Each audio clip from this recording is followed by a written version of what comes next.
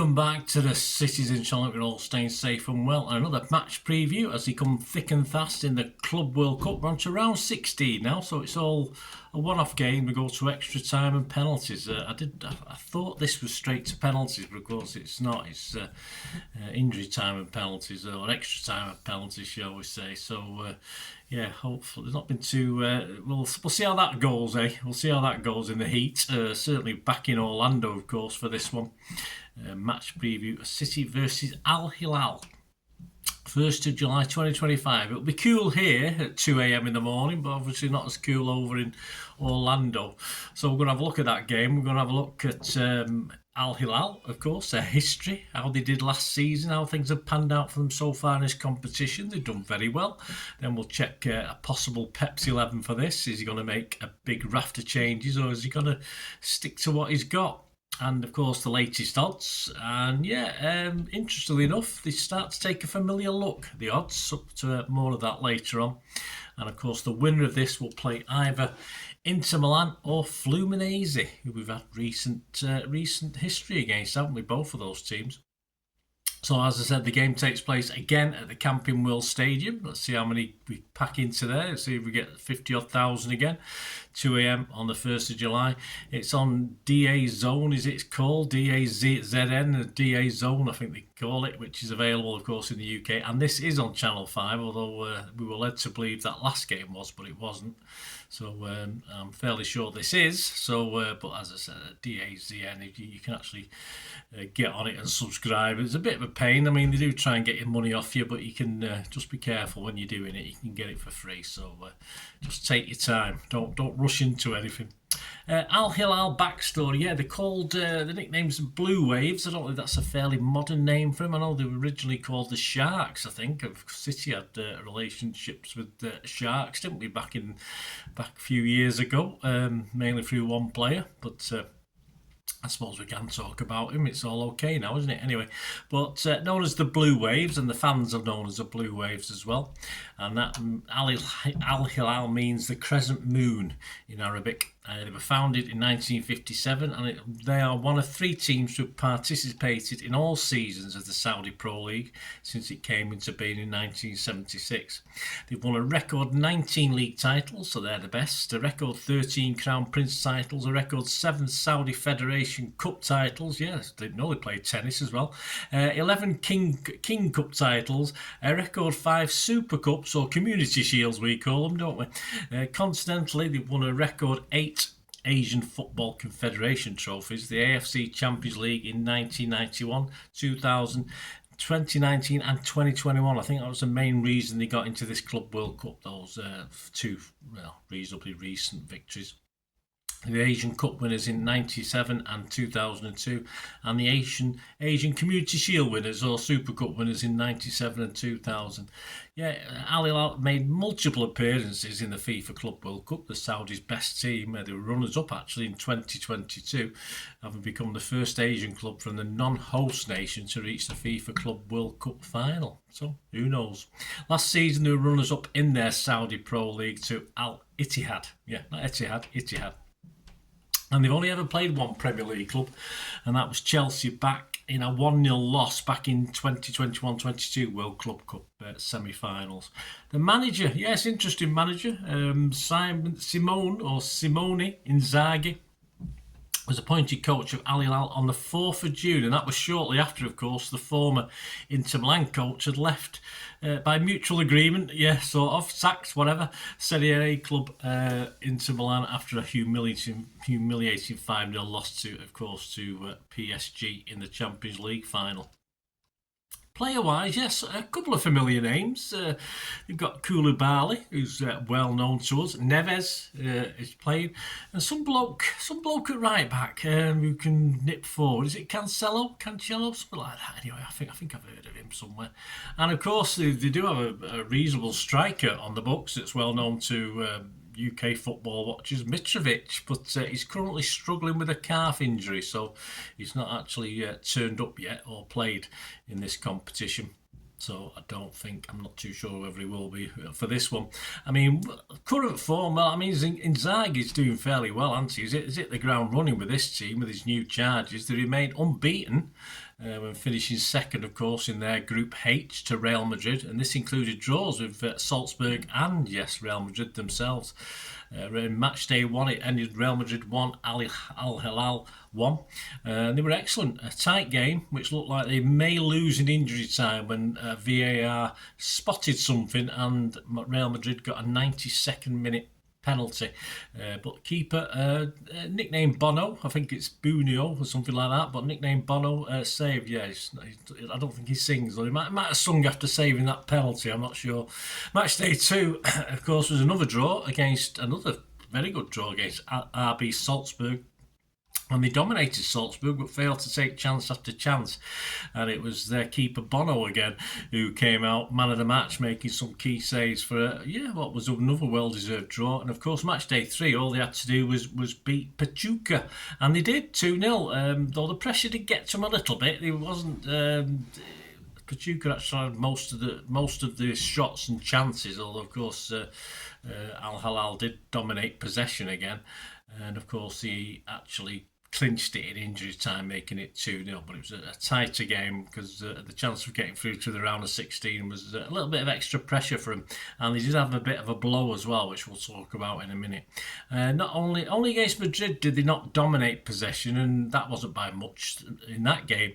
I think Madrid had 52% to their 48, so it'll be interesting to see how their energetic play can cope with a City seemingly invigorated by the return of key players and new signings hitting the ground running so far. Al-Hilal have been excellent defensively. It's one of the strong points, especially the keeper. And it will make an interesting challenge for City, who are, of course, we are seemingly scoring goals for fun at the moment. So let's hope that continues. But they did have a big blow. I did mention a blow, didn't they? They lost the captain, Al-Dusari, to a hamstring injury against Pachuca in that 2-0 win, and the 33-year-old is facing up to 6 weeks apparently out of action. That's the latest I've heard. Please, I'm recording this on the 28th of June, so that's the information I've got as at that point in time. And this is not just a blow on the pitch, psychologically as well. The team's lost its leader on the pitch. There's a lot of respect for this guy, so that is a big blow for him. So, can we take advantage? Well, that brings us on to City, doesn't it? If we can get in behind them, take an early lead, then all should be okay, I think, in this one. I don't see Pep making too many changes if he's respecting them. But then again, he's got a lot to play with on the bench, hasn't he? And Pep, he doesn't like leaving players out. Perhaps he feels a bit guilty if he doesn't give some guys a bit of a chance. So I think there'll be between 2 and 5 changes in this game. If you look at the team against Juve, of course, Echeverry's out injured. Lewis is still on his ban, so that's them two. You forget about those two. But he's starting 11, Edison, Nunez, Akanji, Diaz, At-Nouri, Roderick, Reinders, Bernardo, Savidoku and Marmoush, of course, at a strong bench as well. I mean, some of these players will be itching to get on the pitch. Bettinelli, Ortega, Stones, Aki, Haaland, Gonzalez, Gundo, Rice, Gvardiol, Cherky, Kusanov, Foden, Bob and O'Reilly. Yeah, I mean, for me, if Ortega is tuned into staying at City, he's not in a sulk, then I can see him playing in this. I would prefer Edison to play, despite his error obviously the other day, but he did make up for it. And I think if we do get through this one, I can't see Edison not being number 1 up to and including the final, if everything goes right, of course. But another change maybe at centre-back, because he's got another two chomping at the bit, hasn't he? He's got Gvardiol and Aki both itching to get game time. Would you say that was a big downturn from Akanji and Diaz? Some people would say not. The midfield performed admirably. It's hard to see too many changes to that. So it might be the up front or attacking midfield we see a change. And of course, 2 out-and-out wingers is always a luxury, isn't it, when you've got At-Nouri and Nunez as well, who can overlap and do things. So it sort of worked okay the other day, didn't it? So, you've got to ask the question whether Foden can sneak into the starting 11 for this one. And also the main option, I think the easier option is to play Haaland instead of Marmoush up top. Marmoush was dragged off at half-time, of course. So it'll be very interesting. If Pep takes the Saudis as a lesser challenge than Juve, then he may switch 4 or 5 players for me. And I'm not saying that's disrespecting the Saudis, but he's got players he can swap who would probably could do the job just as well, perhaps, as that starting 11. And let's face it, as I said, he hates telling people they're on the bench. So there's certainly 6 or 7 players who started on that bench in the last game who would be itching to play this one and don't really want to sit out another game, I don't think. So I'm going to go with I'm going to predict a Pepsi 11. I don't bother saying I did okay the other day. I think I got 7 right on my Pepsi 11 last week. And again, if I get 6 or 7 of this right, I'll be more than happy. But I'll go for 4 changes. I went for 2 initially, then I messed around with the centre half. So I'll go for 4 changes. Although he should be able to make this and more and still win this game without showing any lack of respect to the Saudi giants, because as I say, he's got a strong bench as well, and I don't think the Saudi should take it personally if he makes 5 changes, for instance, to that Juventus game. So this is what I'm going to go with. If we get 6 or 7 right at this, I'm happy. Let me know your thoughts on your 11s to do the job as well, get us into the quarterfinals. I'm going to go Ortega, although as I say, if Edison plays, I'll be more than happy.